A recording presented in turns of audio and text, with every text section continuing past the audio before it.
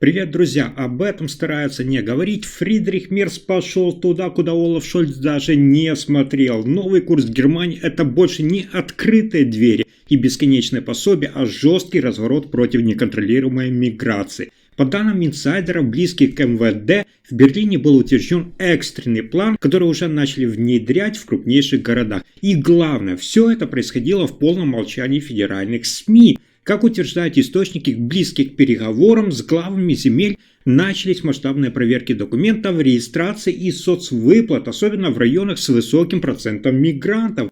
Только за последние 2 недели было зафиксировано более 11 тысяч экстренных проверок в общежитиях, съемных квартирах и даже школах. Об этом говорится в служебной записке МВД, попавшей в руки журналистов через анонимный источник. А вот по данным источников в Бундестаге, Мерц готовит новый пакет законов, который изменит всю систему убежища. Один из пунктов – мгновенная депортация в случае нарушений или лжи при регистрации. Для реализации этого пункта уже задействованы специальные подразделения полиции и миграционной службы, работающие в круглосуточном режиме. Это звено соединяет все вместе. Бюджетное сокращение, рост преступности, протесты немецких семей – все это давит на власти, и Мерц решил не ждать. Как сообщают источники в спецслужбах, его команда всерьез опасается волнений и бунтов. Именно поэтому армейские подразделения уже переведены в режим повышенной готовности на юге страны.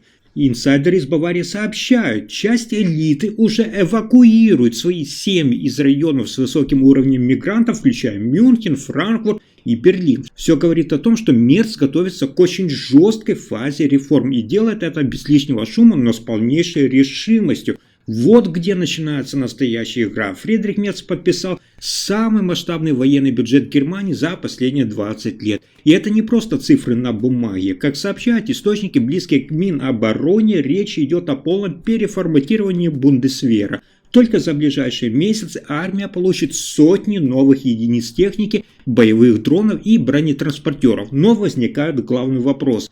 Против кого все это вооружение? По данным инсайдеров из Бундесвера, половина новых учений будет направлена не на отражение внешней агрессии, а на так называемый внутренний сценарий. В документе, попавшем в прессу через утечку, прямо говорится о необходимости подготовки к возможным массовым беспорядкам и чрезмерным ситуациям в городах. А теперь самая темная часть этой истории.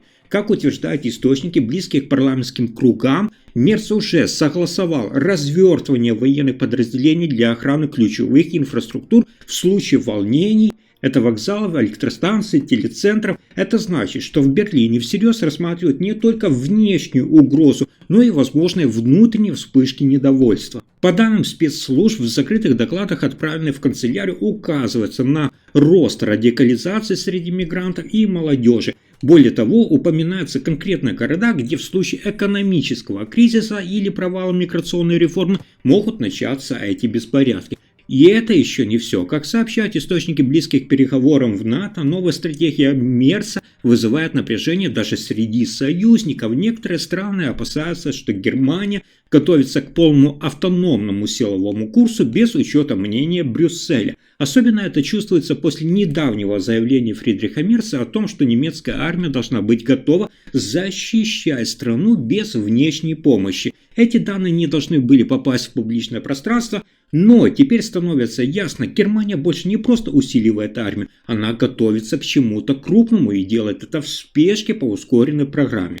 Мы подошли к точке, где все становится ясно. По данным инсайдеров из окружения правительства, Фридрих Мерц все жестче поднимает вопрос, почему Германия должна постоянно вытягивать за уши весь Евросоюз. Речь идет не просто о критике. За закрытыми дверями канцлер уже обозначил четкую линию. Либо ЕС меняется, либо Германия начнет действовать самостоятельно. Об этом говорится в служебной записке, попавшей в прессу через анонимного источника в Министерстве финансов.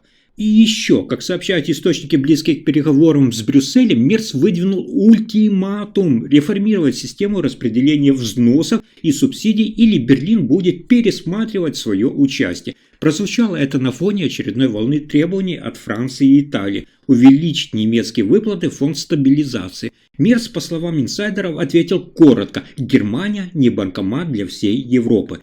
Но и это еще не все. На внутреннем брифинге с представителями Бундестага канцлер якобы сказал, что евробюрократия разрушает суверенитет, а Германия больше не может позволить себе быть дойной коровой для неэффективных экономик.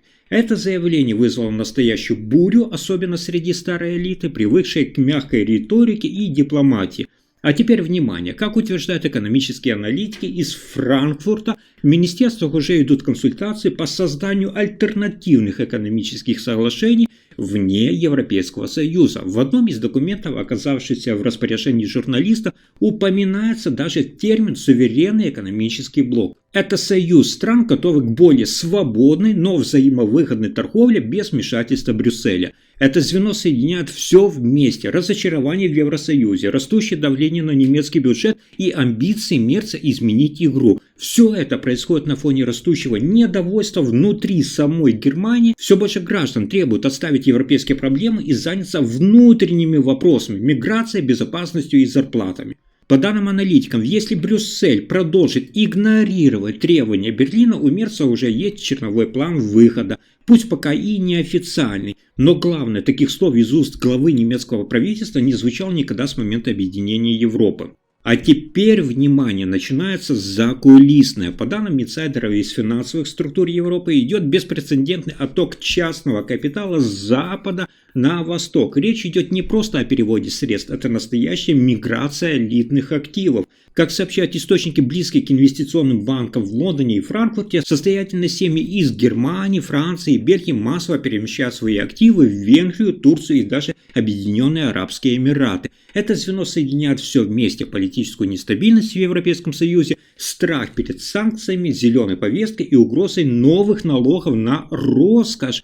Об этом говорится в конфиденциальной аналитике одного из швейцарских банков, которая случайно попала в руки журналиста из Австрии. В документе прямо указано: настроение среди клиентов резко изменилось, и Европейский Союз больше не считается безопасной гаванью. А теперь самая темная часть этой истории. По словам экспертов, близких к правительственным структурам Венгрии, в страну уже зашло больше 9 миллиардов евро частных вложений за последние полгода. Большая часть от семейных фондов, которые раньше держали активы в Люксембурге, Швейцарии и Нидерландах. Венгрия, по словам источников, дает все, что сейчас ищут богачи: низкие налоги, гарантии конфиденциальности и минимальное давление со стороны Еврокомиссии. То, что происходит дальше, больше не теория. В Турции и Объединенных Арабских Эмиратах, как утверждают сотрудники международных консалтинговых агентств, открываются десятки офисов, обслуживающих бывших клиентов Европейского Союза. Спрос растет на все, от недвижимости до золотых паспортов. Особенно тревожит западных политиков то, что многие из этих переводов проводят через фондовые схемы, которые сложно отследить. Если отток капитала продолжится такими темпами, Германия рискует остаться без своей же экономической элиты. Если вам понравился мой рассказ, ставьте лайк, подписывайтесь и делитесь этим видео. До скорых встреч!